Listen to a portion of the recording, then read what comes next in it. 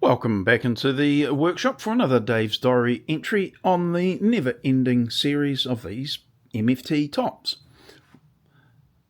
Success or failure is going to be quite subjective.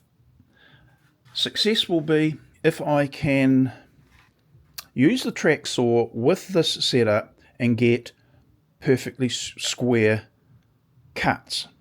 Still yet to find out whether that's going to be the case. But the other way of determining success or failure is if all of the holes can have a dowel put into it, these things, all of them. Now, I've described the problem of being able to do that in the workshop, and because I've got these dowels, these have got zero wriggle in the hole.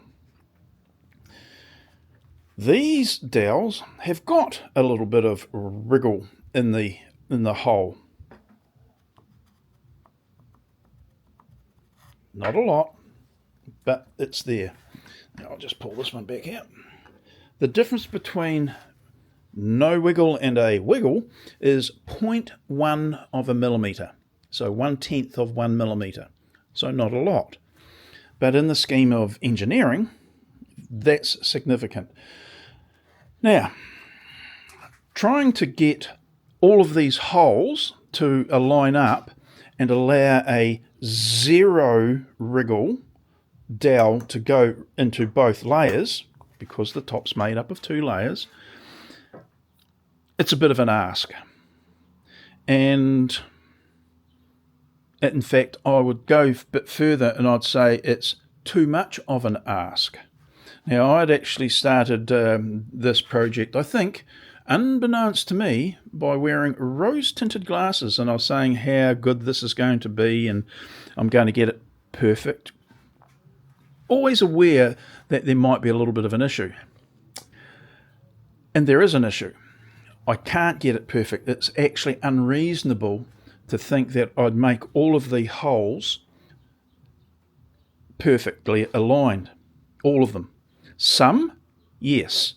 So therefore I am approaching that perfect tolerance type area, but I was never going to achieve it on all of the holes. So I'll concentrate on what we've got right in front of us. Zero wriggle dowels inserted in here mean everything has to be perfect, and believe it or not, they're not. And I can't get the zero wriggle dowels in all of the holes, but I can get them in quite a few of them, meaning it's that close to being having a perfect alignment. And for most part, it would never be. You'll never know. It's just the fact that I've got these 2 layers that need to be registered together perfectly, and they are drilled independently.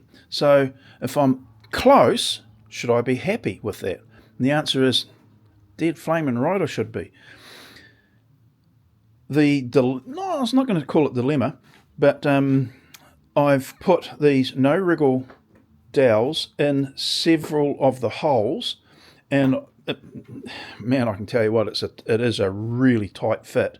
And of course there is no wriggle whatsoever, but they won't go in all of the holes. So this little wiggle that you can possibly see, hopefully you can, is enough to give me some concern. Now that's using these small, slightly smaller diameter dowels. However, some of the holes are quite firm, and when I find, like I've just put one in there, just the ones that normally have a bit of wriggle, but when I put it in both layers, wriggle's gone. Now, if you have a look at that, the light may or may not allow you to see, that's as good as dead square as you're ever going to get it in a workshop. I can't really see any issue there. What I have to do is make sure I find holes that, like that one, that allow the dowel to be put in, the wriggly one, so that it can't move. And therefore, I maintain my accuracy. I hadn't realised that I would have to have a component that permits some compensation for inaccuracies. Luckily, I worked it in the right direction. Luckily, and this is the item that's permitting that, but I can. So this top system is still a really, really good idea. And this is why I was saying that in one of the videos that I am compelled out of good conscience to make these incremental videos showing the successes and failures, and hopefully, well, in this case, not even a failure, but it was a lack of appreciation of tolerance that, yeah, I underappreciated that. I should have been working with that in mind anyway. And I have now got something that's got a little bit of tolerance, makes all the holes, because I've tested all the holes, I've gone around and popped the dowels in the holes, they all fit, and it's a tight one. Loose, then you find a tight one, and so anyway, they all fit, utilising this particular dowel. And where there is a tight one, I can rest assured that it's going to register properly with my square. The other thing is, now this is back to where we've got a bit of a wriggle.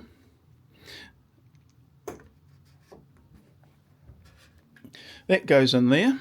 That's the one with no wriggle whatsoever. That locks the panel in place.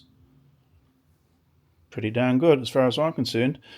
Now, you would ask, well, should you be using these pins? I'm going, well, yeah, they're still there for a good purpose of holding all the panels together, but I only really need one or two of these to fit in each of the parts to tie it all together to work anyway. So I'm pretty darn close to having a perfect fit here. So that's, gives me some, I'm quite happy with that.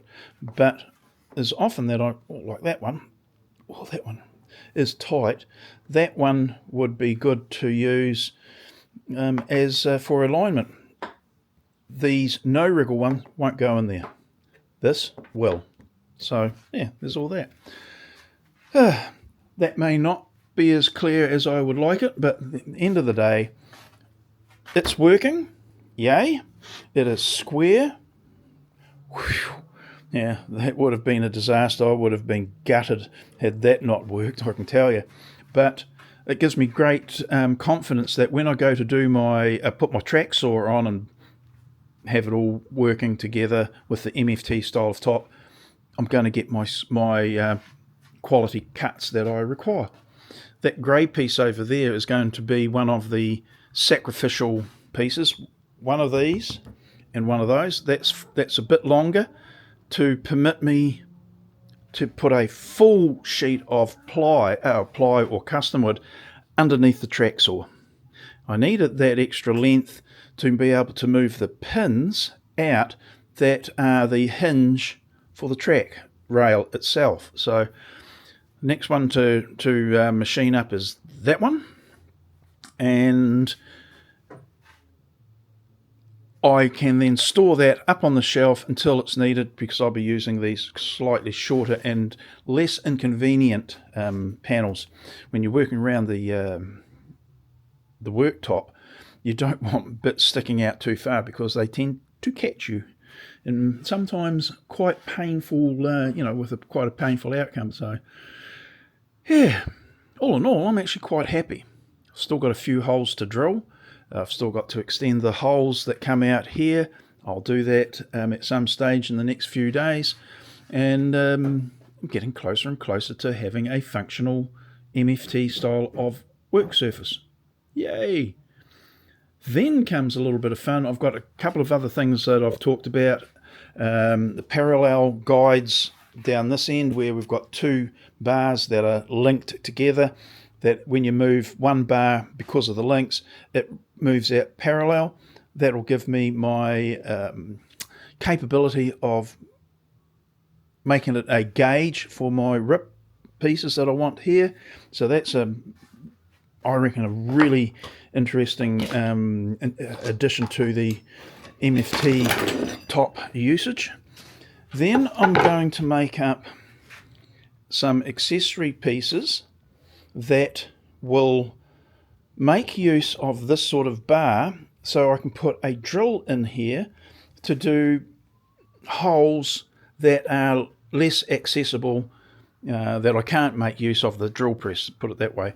And I can use a bar like this that can be clamped to a surface, and I can use both hands, and I've explained the significance of that, but I can use both hands on the drill to plunge the drill into the melamine. You need two hands to be able to neutralize any pressure tilt that may occur if you're using one hand. This is the jig that I'm going to sidestep to a degree, mainly because one hand here, one on the drill, and you can impart a pressure on the handle that tilts the drill slightly.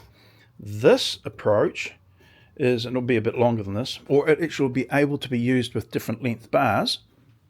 Some of these bars here, they will be able to straddle the length, or rather the width of the workbench, clamped in place on each side. And this fitting is 10 millimeters. So, and I've got bushings that are 10 millimeters, but it actually threads into these bars. It's got the same thread. Who would have thought that was even going to happen? But it does, so yippee. So the companies that make use of that 14 by 1 millimeter thread, well done, people. So much, very happy for that. So I can use this guide or one of the bushings guides to 10 millimeters. Not there. There, because they have the same bore. And these can be put in there and be used for your guide for your drill. So it's all these things that can work together, and I like that idea because a system means that you can do so many different things that one item won't permit you to. Now, I've made up the spacings on these holes at 100 millimeters. Now that's suited to my sort of work, and some people may be wanting to make cabinetry. Yay for that. Well, these bars, these are actually dowel guides, and I've got two of them. Why on earth would I want two of them? Well, I'm pleased you asked. This, if I wanted to, can be used, the two of them together, to do exactly what I'm doing here. So I can make up an MFT top using the 32, but the 96mm spacings, if I wanted to, which I don't really want to, but I've got the capability. In fact, the reason I got the two of them, because I was going to do that anyway, but that didn't make me happy. I wanted to use the 100mm spaces because, you know, that's just more suitable for what I'm doing. Anyway, going to move on now. I'll drill out this wider panel, that longer panel, and then I've got a 700 by 700 panel that needs to be drilled out. That one requires this jig, and that was why I was thinking about doing it. I needed a longer bar to take the drill to drill in the middle of that panel. Hey, so yeah, quite happy with this the progress thus far. Been a while though. Oh, you can tell that by the flaming number of videos I've made, and some of them haven't been, haven't been when I've made any progress. Now I have, so yippee for that. Okay, that's it. Just about my evening meal time. I'm going to go inside and cook myself something up. Rightio, I'll see you in the next one now. Bye.